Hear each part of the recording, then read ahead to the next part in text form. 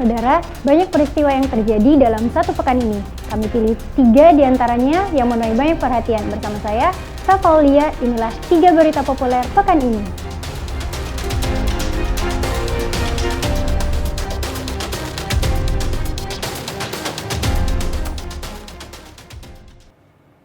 Kita ke berita populer pertama pekan ini. Saudara, diduga terindikasi korupsi, puluhan kepala desa di Kabupaten Goa, Sulawesi Selatan mengembalikan uang dana desa sisa pembelian truk sampah yang diberikan oleh rekanan. Sekitar 29 kepala desa di Kabupaten Goa, Sulawesi Selatan mengembalikan sisa pembelian truk sampah dari dana desa yang digunakan sebesar 20 juta rupiah ke Kejaksaan Negeri Kabupaten Goa.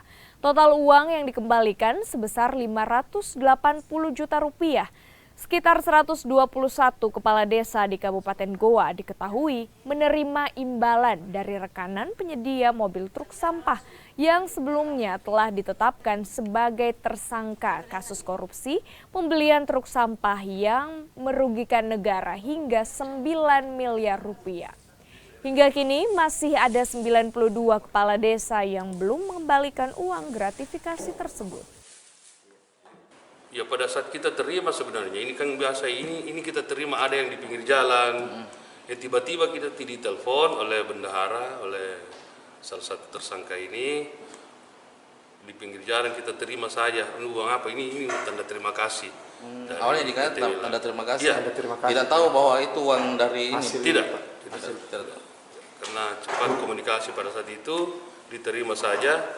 Katanya sudah terima mobilnya, ini tanda terima kasih dari perusahaan yang jadi rekanan itu. Proses persidangan tindak pidana korupsi pengadaan mobil sampah se-desa se-Kabupaten Goa dan sudah akan memasuki tahap penuntutan.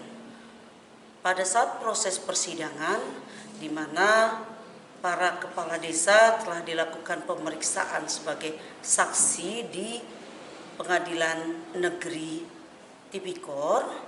Hasilnya bahwa mereka dengan inisiatif sendiri menyerahkan dana yang mereka terima, seorang menerima kepala desa sebesar 20. Saudara, kita beralih ke berita selanjutnya. Bermain perosotan mungkin menjadi hal yang biasa, tapi apa jadinya jika perosotan dibuat panjang sejauh lebih dari 200 meter? Ini tentu memberikan keseruan tersendiri. Seperti apa perosotan terpanjang di Indonesia? Berikut liputannya. Inilah rainbow slide alias perosotan. Tapi, tunggu dulu. Perosotan ini berbeda. Pasalnya punya panjang tak biasa, mencapai 210 meter atau yang terpanjang di Indonesia. Perosotan ini terdapat di kawasan Gunung Dusun Salu, Kecamatan Mandai, Kabupaten Maros, Sulawesi Selatan. Perosotan ini pun menjadi wisata alternatif baru bagi warga Sulawesi Selatan. Selain perosotan, di lokasi wisata Maros Highland ini juga terdapat jembatan layang alias Sky Bridge. Pengunjung pun bisa menikmati keindahan kota Maros dan Makassar melalui ketinggian. Dari kapasitas sendiri, memang yang pertama mungkin sisi akses ya Mas ya. Dari akses sendiri, karena kita memang tidak jauh ke kota, hanya 30 menit dari Bandara Maros, sehingga potensi untuk kapasitas wisatawan kita sediakan memang maksimal mungkin dari 5-10 ribu wisatawan per hari itu kita masih bisa tampung seperti itu. Konsepnya sendiri, di sini kita beberapa spot foto terbaik, yaitu jembatan kaca dan juga rainbow set terpanjang. Selain itu kita pun ada beberapa spot foto terbaik lainnya yang juga wahana-wahana seperti area berkuda, kemudian paintball, ATV, dan juga beberapa spot foto milenial lainnya seperti itu. Untuk masuk ke dalam lokasi wisata ini, Anda hanya membayar sebesar Rp35.000. Anda pun bisa menikmati perosotan, jembatan layang, dan 14 wahana bermain lainnya.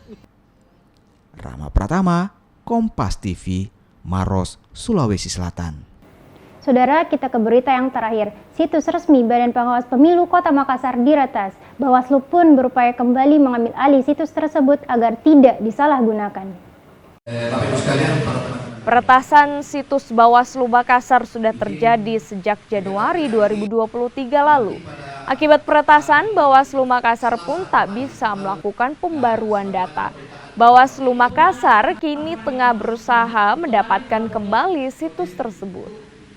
Sekedar informasi kepada teman-teman dan halayak ramai, bahwa website Bawaslu Kota Makassar itu dihack sejak bulan Januari.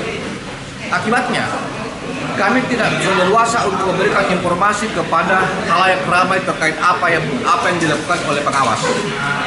Informasi yang kami share terbatas lewat Instagram, lewat YouTube, dan lewat Facebook. Sementara website kami itu dihack. Sehingga kami berharap mudah-mudahan pertemuan hari ini kami membuka jejaring. Kami membentuk jejaring kepada seluruh media supaya bisa menjadi mata dan telinga Bawaslu.